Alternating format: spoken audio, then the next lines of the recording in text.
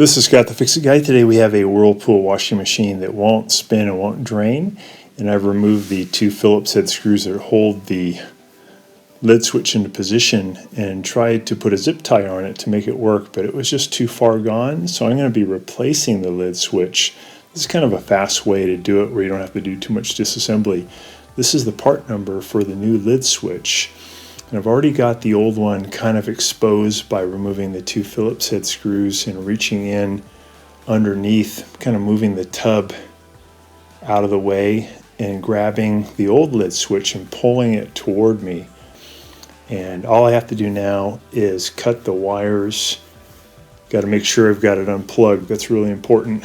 And then I'm going to cut the wires and then strip them back a little bit and put wire connectors to connect up this new lid switch, and that's going to cure the problem. It's pretty easy to do. You just need a Phillips head screwdriver, and you need some wire strippers, and you need a couple of wire connectors.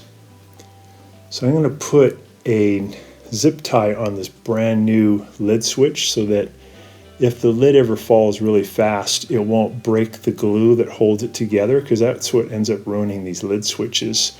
So this will make it almost invincible. This zip tie will hold it, and if it gets hit really hard, it still won't break apart. I'm going to snip off the extra piece of the zip tie, and then I'll go ahead and cut the wires here, giving me about maybe 4 or 5 inches of wire to work with, and I'll strip back the ends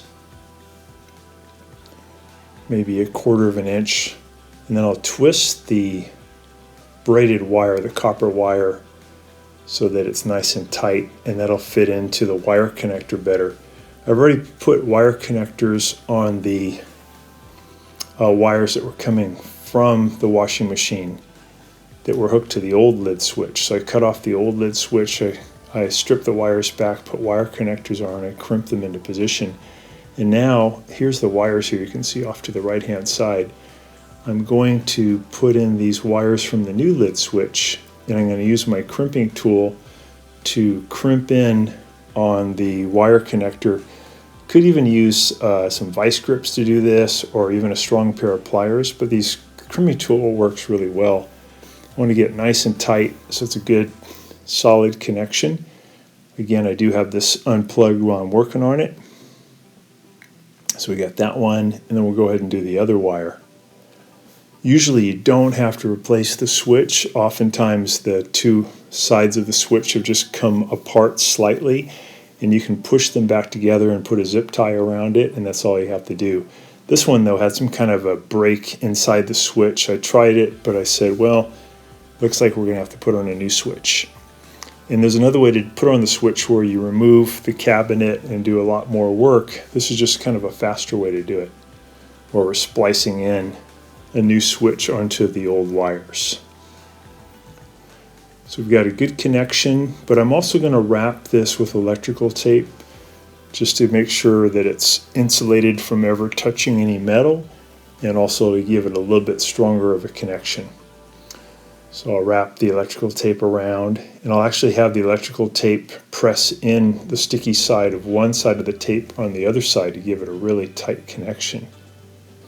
Once I get the electrical tape on, I'll go ahead and put the switch back into position, and I'll put those two Phillips head screws back in to hold it there. And then essentially we're done. We do want to make sure that the wires are pushed into the right as far as they go, so they're not near the tub. You can see on this one that the tub is also a little crooked. It's pointing toward the right, and that's due to one of the springs underneath needs to be replaced. So we're putting that back in. We're going to add the screws in to hold it. We also notice there's a bunch of water still in here, and that's because when the lid switch stops working, not only will it not spin, but it won't go to drain.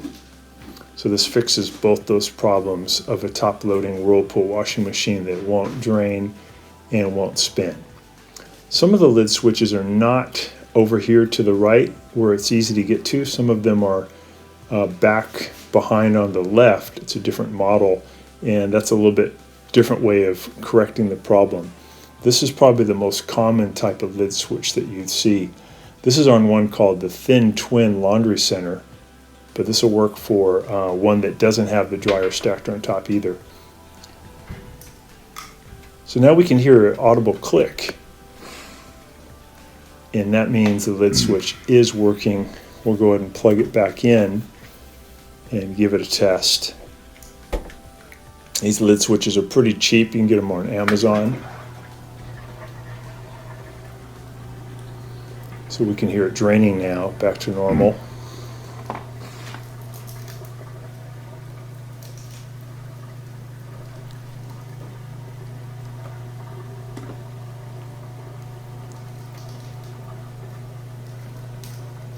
And then after it drains for a little while, it'll pick up speed and start to spin. And then we'll open up the lid switch. When you open up the lid, it should stop spinning. It's usually pretty abruptly because it has a brake. But you'll notice it'll be spinning a little bit even when you open up the top. You'll see it slow down. There we go. Yeah, so that brake worked good. It stopped pretty fast. So this is working great again, and it only takes a few minutes. And usually, again, you don't need a new lid switch. Just put the zip tie around there to hold the two ends of the lid switch securely again. But this one had an internal break, so we had to replace it.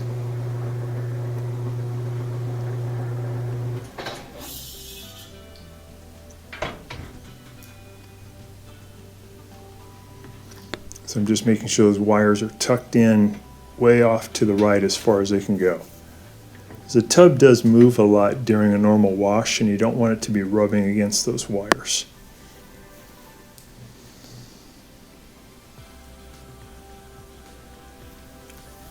This model has 3 different shocks underneath holding the tub up. I think one of the springs has kind of come loose, so that'll be a different repair.